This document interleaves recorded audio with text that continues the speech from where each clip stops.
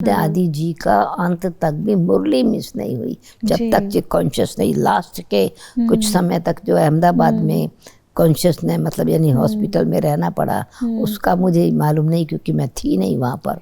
परंतु जब मैंने सारा समय दादी के साथ और यहाँ पर भी माउंट आबू में भी जब भी आए, मधुबन में आए, शांतिवन में आए, बेशक अमृत वेला करके रेस्ट किया, फिर उठ करके स्नान करके तैयार हुई। नाश्ता नहीं करेंगी जब तक मुरली नहीं पढ़ी है। ये दादी का प्रण था, मुरली पढ़ के ही नाश्ता करना है, ऐसा नहीं कि नाश्ता करके मुरली पढ़नी है। तो अपना नियम अपने टाइम को तो देती थी। और लंदन में तो ऐसा उनका नियम था कि हम लोगों को सेवा में 11 बजे नोट्स मधुबन से आते थे हम सबको वो नोट्स सुनाती थी सिंधी में। और फिर शाम को 4 बजे उनको योग करना ही है 1 घंटा। अच्छा, फिर जब हम भोजन खाते थे तो टेबल पर ही छोटा सा स्थान ट्रांजिशन रोड में, मतलब जब फिर नया मकान लिया था बाजू वाला नेक्स्ट डोर का मकान, तो उसमें जब हम शिफ्ट हुए तो दोनों मकान यूज़ करते थे। दादी जी एक में रहती थी, दूसरे में हम रहते थे, जहाँ पर फिर क्लासेस चलती थी। तो खाना दोपहर को भोग इकट्ठा लगना है तो टेबल पर ही बैठते थे भोग लगाने के लिए, ताकि सब बैठ सके।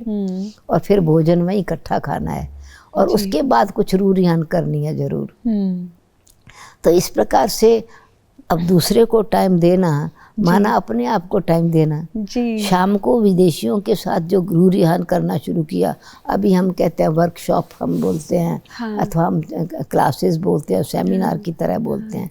उस समय दादी शाम को इसी प्रकार की क्लासेस कराती थी। हम लोग कोर्स देते थे, जयंती बहन और माई सेल्फ, और दादी जी कोर्स में फोर्स कैसे भरा जाए, उन्होंने जो कोर्स किया उनकी गहराई में वो कैसे जाए। मुझे याद है जिस एक बारी कोर्स पूरा हुआ तो सोल कॉन्शियस, तो उन्होंने सोल कॉन्शियस, हमने सोल कॉन्शियस की बातें सुनाई। उन्होंने फिर कहा कॉन्ट्रास्ट बताओ, बॉडी कॉन्शियस क्या है, सोल कॉन्शियस क्या है, बॉडी कॉन्शियस क्या है, सोल कॉन्शियस क्या है। तो उनको अवेयरनेस दिलाई बॉडी कॉन्शियस है क्या, हम लोगों ने अवेयरनेस दिलाई सोल कॉन्शियस क्या है।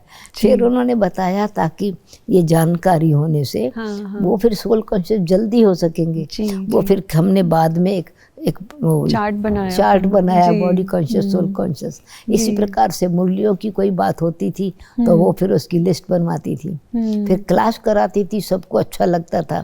तो लिखने वाले बहुत तो कहते थे अपने भाई बहनों को, दोस्तों को लिख दो, भेज दो, तो मुरली के पॉइंट्स भिजवाती थी उन सब के पास। तो अपना टाइम दूसरों को टाइम देने में अपना टाइम तो मिल ही जाता था उनको, परंतु रोज़ अमृत वेला अपने लिए, 4 बजे का योग अपने लिए, और फिर जो है सवेरे मुरली से पहले वो अमृत वेली की टोली, गुड मॉर्निंग की टोली अमृत बादाम खिलाती थी, तो भी 10-15 मिनट जरूर क्लास कराती थी। तो कराने में, देने में, अपने आप को देना ही लेना है, ये प्रैक्टिकल में उनके अपने लिए तो जमा होता ही था।